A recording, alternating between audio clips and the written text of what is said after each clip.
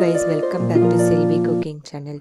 இன்றைக்கி நம்ம சேனலில் குழந்தைங்க எல்லாருக்கும் ரொம்ப பிடிச்ச ஸ்வீட் ரெசிபி தான் செய்ய போகிறேன். இது செய்யறதுக்கு 3 பொருள் போதும். வாங்க இது எப்படி செய்கிறதுன்னு பார்க்கலாம். ஃபஸ்ட்டு சர்க்கரையை நம்ம அரைச்சிக்கலாம். 1 கப் சர்க்கரை எடுத்துருக்கேன். அதில் 2 ஏலக்காய் சேர்த்து அரைச்சிக்கிறேன். இந்த மாதிரி நல்லா ஃபைனாக அரைச்சிக்கோங்க. இப்போ இதை எடுத்து ஓரமாக வச்சிடலாம். இப்போ ஒரு கடாயில் நெய் சேர்த்துக்கிறேன். 1/2 கப் நெய் சேர்த்துருக்கேன். நெய் சேர்த்ததுக்கப்புறம் அதில் 1 கப் மைதா மாவு சேர்த்துக்கிறேன். மைதா மாவு சேர்த்துட்டு நல்லா மிக்ஸ் பண்ணி விட்டுக்கோங்க.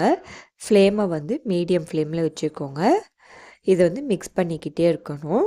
இப்போ நம்ம மாவு சேர்த்ததும் நெய்யெல்லாம் அப்சர்வ் பண்ணிக்கும். கிண்டிக்கிட்டே இருந்தோன்னா 10 நிமிஷத்துக்கு அப்புறம் அந்த நெய்யெல்லாம் ரிலீஸ் ஆகும். மாவு இலைகள் கொடுக்கும். இப்போ பாருங்கள், கட்டி கட்டியாக இருக்குல்ல, நம்ம இன்னும் கிண்டிக்கிட்டே இருக்கணும். இப்போ மாவு கொஞ்சம் லூஸ் கொடுக்க ஆரம்பிச்சிருக்கு. நம்ம ஊற்றின நெய்யெல்லாம் ரிலீஸ் பண்ணியிருக்கு பாருங்கள். இந்த மாதிரி மாவு இலகலாக வரணும். அவ்வளோ நேரம் நம்ம கிண்டிக்கிட்டே இருக்கணும். டேஸ்ட்டும் அந்த மாதிரி சூப்பராக இருக்குங்க. கண்டிப்பாக ட்ரை பண்ணி பாருங்கள். இப்போ மாவு இலகலாகிருக்கு. இந்த கரண்டியில் காமிச்சிருக்கேன் பாருங்கள். இந்த மாதிரி ஸ்டேஜ் வந்ததும் ஸ்டவ்வை ஆஃப் பண்ணிவிடுங்க. ஆஃப் பண்ணதுக்கப்புறம் நம்ம அரைச்சி வச்சுருந்த சர்க்கரையை இதில் சேர்த்துக்கலாம்.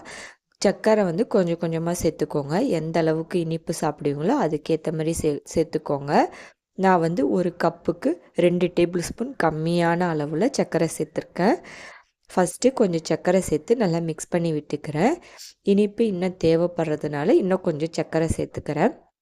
சர்க்கரை சேர்த்து நல்லா மிக்ஸ் பண்ணி விட்டதுக்கப்புறம் இதை ஒரு ட்ரேயில் கொட்டிக்கிறேன். நீங்கள் ட்ரேயில் இல்லை எந்த பாத்திரத்தில் கொட்டுறீங்களோ அதில் பட்டர் ஷீட் இருந்தால் பட்டர் ஷீட் போட்டுக்கோங்க. அப்படி இல்லாட்டி நெய்யோ இல்லை பட்டரோ அப்ளை பண்ணிக்கோங்க. இப்போ இதில் சேர்த்துக்கிறேன். சேர்த்துட்டு நல்லா ப்ரெஸ் பண்ணி விட்டுக்கணும். நல்லா ப்ரெஸ் பண்ணி விட்டதுக்கப்புறம் இதை பீஸ் போட்டுக்கலாம். கொஞ்சம் மீடியம் சூடாக இருக்கிறப்பே பீஸ் போட்டுருங்க. ஆறிட்டா உடஞ்சிரும். அதனால் கொஞ்சம் சூடாக இருக்கிறப்பே பீஸ் போட்டு வச்சுருங்க. ரொம்ப டேஸ்ட்டாக இருக்கும். அதே மாதிரி நம்ம யூஸ் பண்ணுற பொருளும் ரொம்ப கம்மி. நீங்களும் இந்த ரெசிபியை ட்ரை பண்ணி பாருங்கள்.